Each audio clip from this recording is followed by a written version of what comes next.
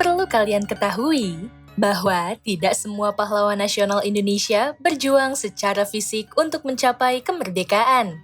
Ada pula pahlawan nasional yang bergerak dalam bidang-bidang lain, seperti komposer atau penulis lagu, penyair, dan politik. Artinya, perjuangan untuk mencapai dan mempertahankan kemerdekaan Indonesia membutuhkan kontribusi banyak tokoh dari berbagai bidang sesuai dengan kompetensi mereka masing-masing. Kontribusi ini juga diperlukan untuk menjaga keutuhan bangsa.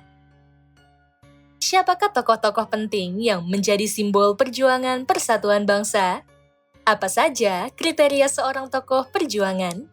Berikut adalah pembahasan selengkapnya.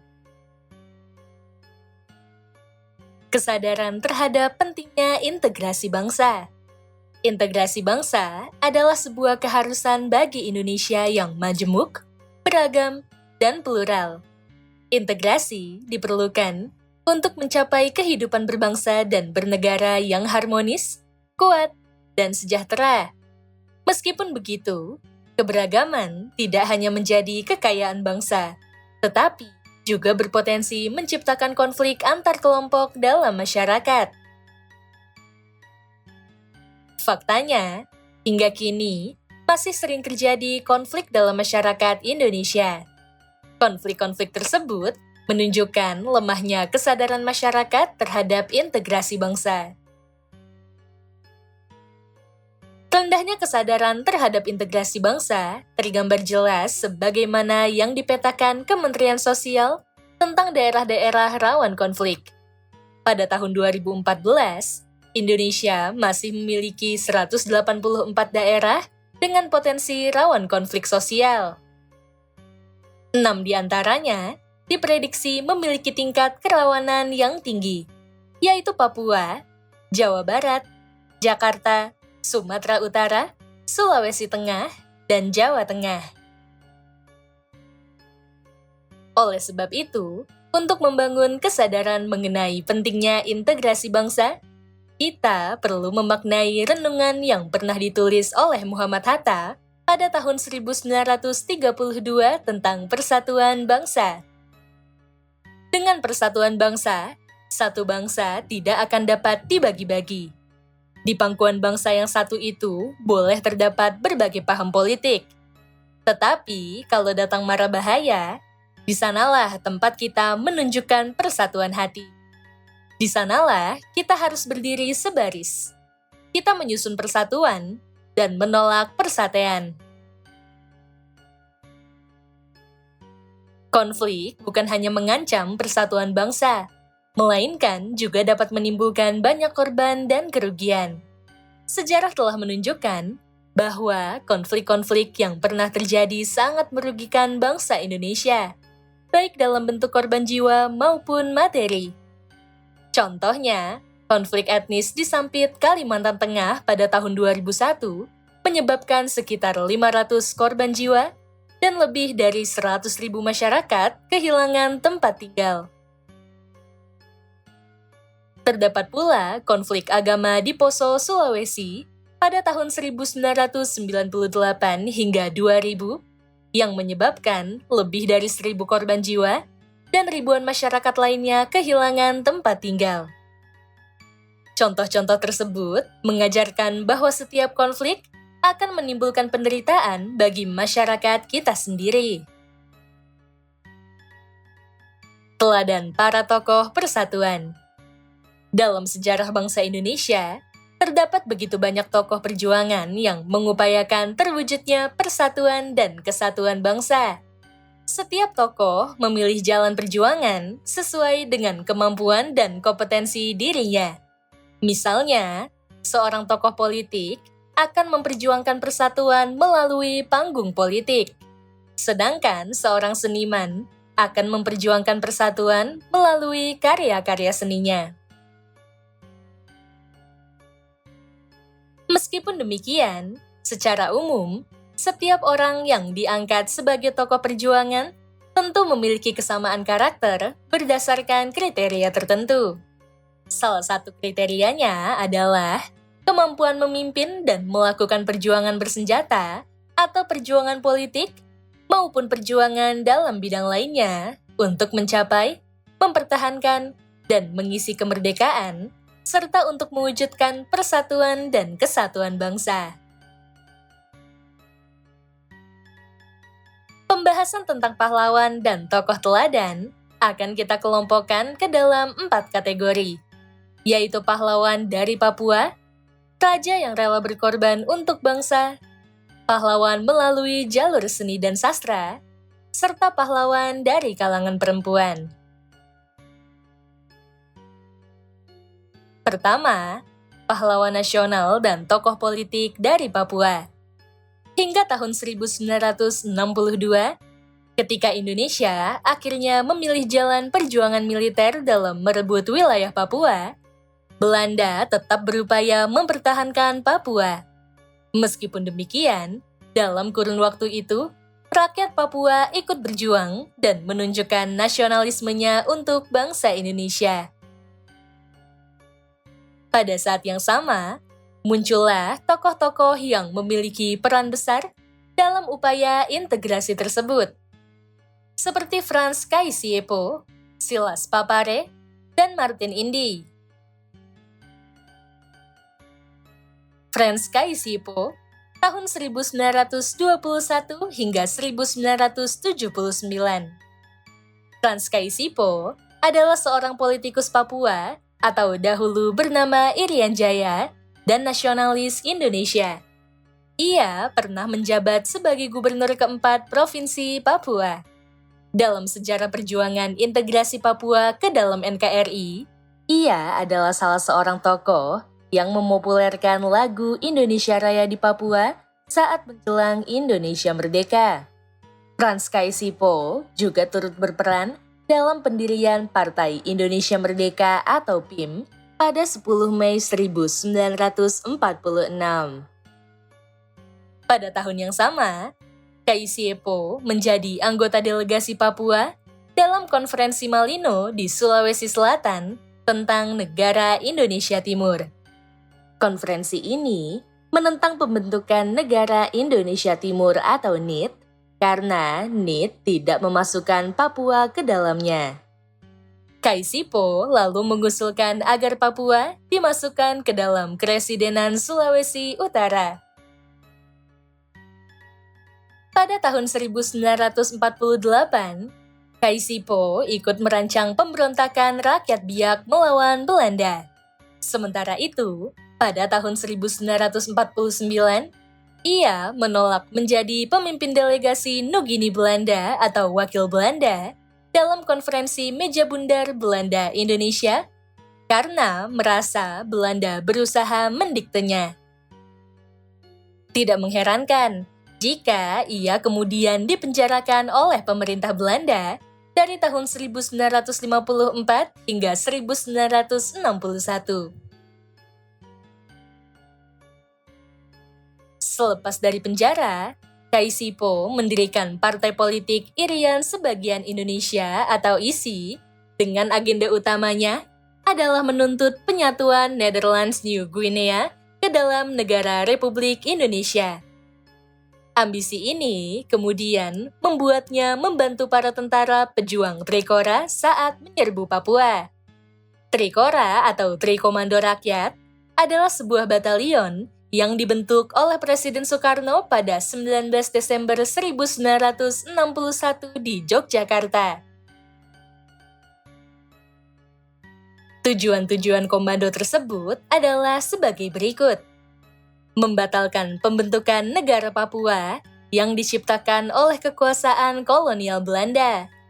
Mengibarkan bendera Indonesia di Irian Barat untuk menegaskan kedaulatan Indonesia di daerah tersebut. Mempersiapkan mobilisasi untuk mempertahankan kemerdekaan dan penyatuan tanah air. Perjuangan lain dari Kaisiepo terjadi ketika ia menjabat sebagai gubernur Papua pada 20 November 1964 hingga 29 Juni 1973. Ia terus mendorong penyatuan Irian Barat ke dalam Indonesia hingga terlaksananya penentuan pendapatan rakyat atau PPRA pada tahun 1969. PPRA dimenangkan oleh masyarakat yang ingin Papua bergabung ke dalam Indonesia. Pada tahun yang sama, Irian diterima di Indonesia sebagai Provinsi Irian Jaya yang berubah nama menjadi Provinsi Papua pada tahun 2001.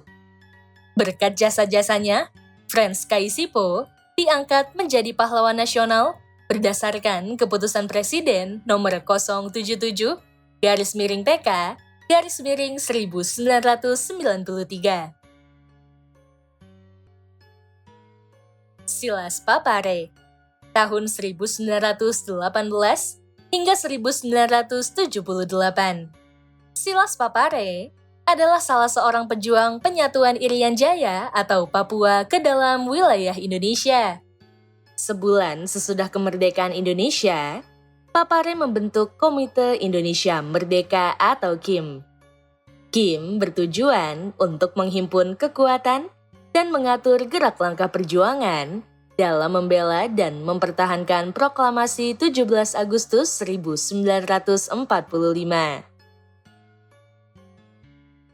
Pada bulan Desember 1945, Silas Papare bersama Martin Indy dituding telah memengaruhi Batalion Papua bentukan sekutu untuk memberontak terhadap Belanda. Akibatnya, mereka ditangkap Belanda dan dipenjara di Hollandia atau Jayapura. Setelah keluar dari penjara, Silas Papare mendirikan Partai Kemerdekaan Indonesia Irian atau PKII pada tahun 1946. Akibat tindakan tersebut, Papare kembali ditangkap dan dipenjara di Biak. Namun, ia berhasil melarikan diri ke Yogyakarta. Saat berada di Yogyakarta, tepatnya pada bulan Oktober 1949, Silas Papare mendirikan Front Nasional Pembebasan Irian Barat atau FNPIB dalam rangka mendukung integrasi Irian Barat ke dalam Indonesia. Pada 15 Agustus 1962, Papare diminta oleh Presiden Soekarno untuk menjadi salah seorang delegasi Indonesia dalam Perjanjian New York yang bertujuan mengakhiri konfrontasi Indonesia dengan Belanda perihal Irian Barat. Berdasarkan Perjanjian New York ini, Belanda akhirnya setuju untuk mengembalikan Papua ke Indonesia. Papare lalu diangkat menjadi anggota MPRS setelah penyatuan Irian Barat. Pemerintah menganugerahkan gelar pahlawan nasional kepada Silas Papare pada 14 September 1993 melalui Kepres nomor 77-PK-1993. Gelar tersebut diberikan sebagai bentuk penghargaan atas jasa-jasanya dalam mengusahakan Irian Jaya ke dalam NKRI dan membantu mengusir Belanda. Martin Indy, tahun 1912 hingga 1986. Martin Indy adalah seorang pejuang Papua yang bergerak bersama Silas Papare. Sebelum kedatangan bangsa Jepang, ia menjabat sebagai anggota polisi Hindia Belanda. Pada tahun 1945 hingga 1947, Indy masih menjadi pegawai pemerintah Belanda dengan jabatan sebagai kepala distrik. Meskipun demikian, posisi sebagai pegawai pemerintah Belanda tidak melunturkan semangat nasionalismenya. Hal ini terbukti pada tahun 1946, Martin Indy dipercaya menjadi Ketua Partai Indonesia Merdeka atau PIM.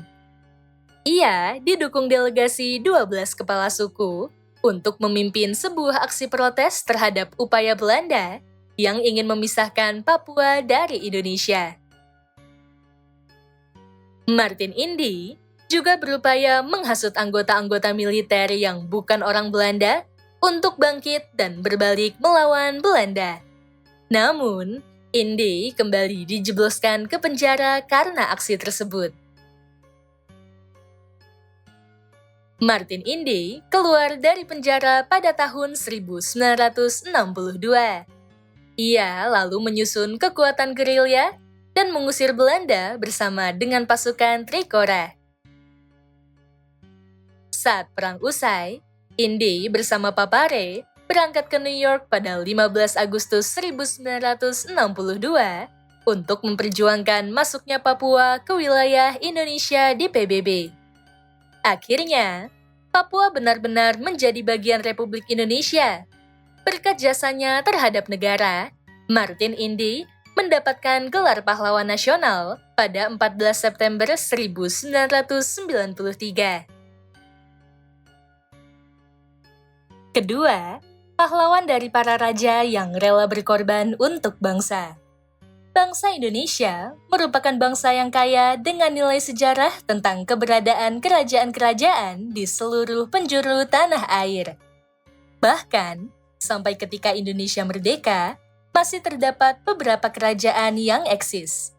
Berikut adalah tokoh dari beberapa kerajaan yang turut memperjuangkan keutuhan bangsa Indonesia. Sultan Hamengkubuwono IX, tahun 1912 hingga 1988. Kesultanan Yogyakarta adalah salah satu kesultanan yang masih tetap berdiri sampai saat ini. Pada masa kemerdekaan, Kesultanan Yogyakarta terlibat aktif dalam upaya untuk menjaga keutuhan bangsa Indonesia. Kesultanan Yogyakarta dipimpin oleh seorang sultan dengan gelar Hamengkubuwono. Salah satu sikap nasionalisme Kesultanan Yogyakarta selama masa perjuangan kemerdekaan terlihat pada tahun 1940. Ketika dinobatkan menjadi Raja Yogyakarta, Sultan Hamengkubuwono IX menegaskan nasionalismenya sebagaimana yang tertuang dalam pidatonya. Ia berkata, "Walaupun saya telah mengenyam pendidikan barat yang sebenarnya, namun pertama-tama saya adalah dan tetap adalah orang Jawa." Sikap ini kemudian diperkuat dengan pernyataannya sesudah proklamasi kemerdekaan Indonesia bahwa Kerajaan Yogyakarta adalah bagian dari negara Republik Indonesia. Hal ini juga dibuktikan dengan telegram ucapan selamat kepada Soekarno-Hatta setelah terpilih sebagai presiden dan wakil presiden. Setelah itu, disusul telegram selanjutnya pada 20 Agustus 1945 yang berisi penegasan bahwa Kerajaan Yogyakarta berdiri di belakang presiden dan wakil presiden terpilih. Lebih lanjut, pada 5 September 1945, Sultan Hamengkubuwono IX memberikan beberapa amanat sebagai berikut. Ngayogyakarta Hadiningrat yang bersifat kerajaan adalah daerah istimewa dari Republik Indonesia. Segala kekuasaan dalam negeri Ngayogyakarta Hadiningrat dan urusan pemerintahan berada di tangan Sultan Hamengkubuwono IX. Hubungan antara Ngayogyakarta Hadiningrat dan pemerintah Republik Indonesia bersifat langsung, serta Sultan Hamengkubuwono IX bertanggung jawab kepada Presiden Republik Indonesia. Amanat ini menunjukkan sikap nasionalisme Sultan Hamengkubuwono IX. Oleh karena itu, sejak kemerdekaan, Sultan Hamengkubuwono IX memberikan banyak fasilitas bagi pemerintah Republik Indonesia yang baru terbentuk untuk menjalankan roda pemerintahan. Contohnya, Markas Tentara Keamanan Rakyat atau TKR dan Ibu Kota Republik Indonesia pernah berada di Yogyakarta. Hal lain yang sangat menarik dari Sultan Hamengkubuwono IX adalah keputusannya dalam menolak tawaran menggiurkan dari Belanda. Saat itu, setelah agresi militer Belanda II, ia ditawari posisi untuk menjadi raja seluruh Jawa. Rayuan Belanda ini bertujuan memisahkan Sultan Hamengkubuwono IX yang memiliki pengaruh besar dengan Republik Indonesia. Ketika rayuan tersebut tidak dapat meluluhkan keteguhan hati Sultan Hamengkubuwono IX, Belanda memberikan ancaman terhadap kedudukan dan kerajaan Yogyakarta. Namun, Sultan Hamengkubuwono IX menghadapi ancaman tersebut dengan berani. Berkat jasa-jasanya, Sri Sultan Hamengkubuwono IX mendapat gelar pahlawan nasional berdasarkan SK Presiden Republik Indonesia nomor 050-TK tahun 1990 pada 30 Juli 1990. Selain itu, Sri Sultan Hamengkubuwono IX juga menjadi pegawai negeri sipil pertama di Indonesia yang dibuktikan dari nomor induk kepegawaiannya yaitu 01-000-0001 pada tahun 1940. Sultan Syarif Qasim II tahun 1893 hingga 1968. Kesultanan Siak Sri Indrapura adalah sebuah kerajaan Melayu Islam yang pernah berdiri di Kabupaten Siak, Provinsi Riau, Indonesia. Kerajaan ini berdiri pada tahun 1723. Sultan Syarif Qasim II adalah Sultan ke-12 dari Kesultanan Siak Sri Indrapura. Sultan Syarif Qasim II dinobatkan menjadi Raja Siak Indrapura pada tahun 1915 ketika masih berusia 21 tahun. Kesungguhan Kesultanan Siak untuk menjadi bagian dari Indonesia tampak dalam surat Sultan Syarif Qasim II kepada Soekarno-Hatta. Ia menyatakan kesetiaan dan dukungan terhadap pemerintah RI sesaat setelah Soekarno memproklamasikan kemerdekaan Indonesia pada 17 Agustus 1945. Tidak hanya sampai di situ, Sultan Syarif Qasim II juga menyerahkan harta senilai 13 juta gulden untuk membantu perjuangan RI. Nominal harta tersebut setara dengan 1,47 triliun rupiah dengan kurs pada tahun 2014. Selain itu, Sultan Syarif Qasim II juga membentuk Komite Nasional Indonesia di Siak, Tentara Keamanan Rakyat atau TKR, dan Barisan Pemuda Republik. Seusai proklamasi, ia segera mengadakan rapat umum di istana, serta mengibarkan bendera merah putih dan mengajak raja-raja di Sumatera Timur lainnya agar turut memihak Republik Indonesia. Peran Sultan Syarif Qasim juga terbukti nyata saat revolusi kemerdekaan pecah. Sultan menyumbangkan bahan makanan untuk para laskar dan 30% harta kekayaannya berupa emas kepada Presiden Soekarno di Yogyakarta guna kepentingan perjuangan. Bahkan, ketika Van Mook, Gubernur Jenderal de facto Hindia Belanda, mengangkatnya sebagai Sultan Belanda, Sultan Syarif Qasim II menolak. Dengan keteguhan hatinya, ia tetap memilih bergabung dengan pemerintah Republik Indonesia.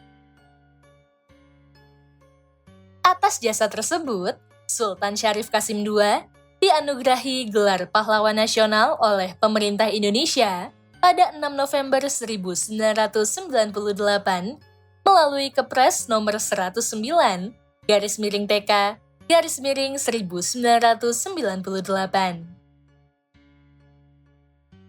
Ketiga, pahlawan yang berjuang melalui jalur seni dan sastra. Ismail Marzuki, tahun 1914 hingga 1958. Ismail Marzuki adalah seorang komposer musik yang lahir dari keluarga seniman. Pada usia 17 tahun, ia berhasil menulis lagu pertamanya yang berjudul O Sarinah. Pada tahun 1936, Ismail Marzuki memasuki perkumpulan musik Live Java dan berkesempatan mengisi siaran musik di radio. Secara umum, lagu-lagu Ismail Marzuki kental dengan rasa cinta terhadap tanah air. Tidak mengherankan jika semua karyanya syarat dengan nilai-nilai patriotisme.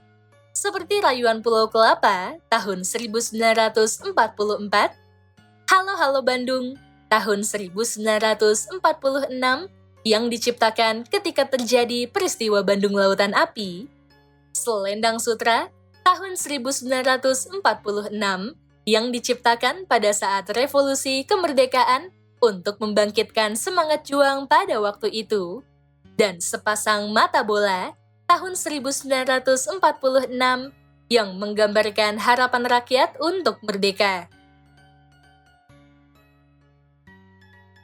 Ismail Marzuki tak kenal lelah dalam memperjuangkan kemerdekaan melalui lagu-lagunya, meskipun mengidap penyakit TBC atau tuberkulosis. Hal ini sebagai bukti rasa cinta dan bangga terhadap tanah airnya. Pada 5 November 2004, ia dinobatkan menjadi pahlawan nasional melalui Kepres nomor 89/TK/2004. Keempat, pahlawan dari kalangan perempuan. Opu Daeng Risaju. Opu Daeng Risaju adalah seorang tokoh pejuang perempuan yang menjadi pelopor gerakan Partai Sarekat Islam untuk menentang kolonialisme Belanda. Ia terlahir dengan nama kecil Famajah dari golongan keluarga bangsawan pada tahun 1880 di Palopo, Sulawesi Selatan. Nama Opu menunjukkan gelar kebangsawanan di Kerajaan Luwu. Dengan kata lain, Opu Daeng Risaju adalah keturunan dekat dari keluarga Kerajaan Luwu. Ia mengawali perjuangannya pada tahun 1905, yaitu ketika Belanda berhasil menguasai Kerajaan Luwu hingga memaksa Opu Daeng dan suaminya meninggalkan kota Palopo dan menetap di Parepare. Disinilah ia mulai aktif sebagai anggota Partai Sarekat Islam Indonesia atau PSII. Sekembalinya ke Palopo, Opu Daeng Risaju mendirikan cabang PSII di Palopo melalui suatu rapat akbar yang bertempat di Pasar Lama Palopo atau sekarang Jalan Landau pada 14 Januari 1930. Opu Daeng Risaju kemudian meluaskan perjuangannya hingga menimbulkan kekhawatiran bagi pemerintah Belanda. Opu Daeng Risaju kemudian meluaskan perjuangannya hingga menimbulkan kekhawatiran bagi pemerintah Belanda. Aktivitas Opu Daeng dinilai sebagai kekuatan politik yang membahayakan Belanda. Belanda kemudian menuduhnya melakukan tindakan provokasi rakyat untuk melawan pemerintah kolonial. Akibatnya, Opu Daeng harus dipenjara selama 13 bulan. Peristiwa tersebut membuat Opu Daeng Risaju tercatat sebagai wanita pertama yang dipenjarakan oleh Belanda dengan alasan politik. Meskipun bergelar bangsawan, ia tidak merasa gentar jika harus dipenjara karena memperjuangkan kemerdekaan melalui partainya. Dalam salah satu kutipan, ia pernah berujar seperti berikut. Kalau hanya karena adanya darah bangsawan mengalir dalam tubuhku, sehingga saya harus meninggalkan partaiku dan berhenti melakukan gerakanku, irislah dadaku dan keluarkanlah darah bangsawan itu dari dalam tubuhku, supaya Datu dan Hadat tidak terhina kalau saya diperlakukan tidak sepantasnya. Akibat hukuman penjara yang diterimanya, Opu Daeng harus rela meninggalkan gelar kebangsawanannya dan diceraikan suaminya. Selepas dari penjara, semangat perjuangannya makin tinggi. Berbagai tekanan tidak membuatnya gentar untuk mengembangkan PSII. Pada tahun 1933, Opu Daeng Risaju berangkat ke Jawa dengan biaya sendiri untuk mengikuti kegiatan Kongres PSII. Tindakan ini membuatnya harus dipanggil kembali oleh pihak kerajaan Luwu karena dianggap melakukan pelanggaran dengan melakukan kegiatan politik. Pengadilan adat lalu menjatuhkan hukuman kepada Opu Daeng dengan tuduhan melanggar hukum atau majulakai. Ia harus menerima hukuman penjara selama 14 bulan pada tahun 1934. Selama masa pendudukan Jepang, Opu Daeng Risaju tidak banyak melakukan kegiatan di PSII karena larangan dari pemerintah Jepang terhadap kegiatan politik organisasi pergerakan kebangsaan, termasuk PSII. Ia baru kembali aktif pada masa revolusi. Pada masa revolusi, terjadi pemberontakan di Luwu yang digerakkan oleh pemuda sebagai sikap penolakan terhadap kedatangan Nika di Sulawesi Selatan yang bermaksud menjajah Indonesia kembali. Nika atau Netherlands Indische Civile Administratie atau Pemerintahan Sipil Hindia Belanda merupakan organisasi semi-militer yang dibentuk pada 3 April 1944 untuk mengembalikan pemerintahan sipil dan hukum pemerintah kolonial Hindia Belanda selepas penyerahan pasukan pendudukan Jepang di wilayah Hindia Belanda atau sekarang Indonesia seusai Perang Dunia II tahun 1939 hingga 1945.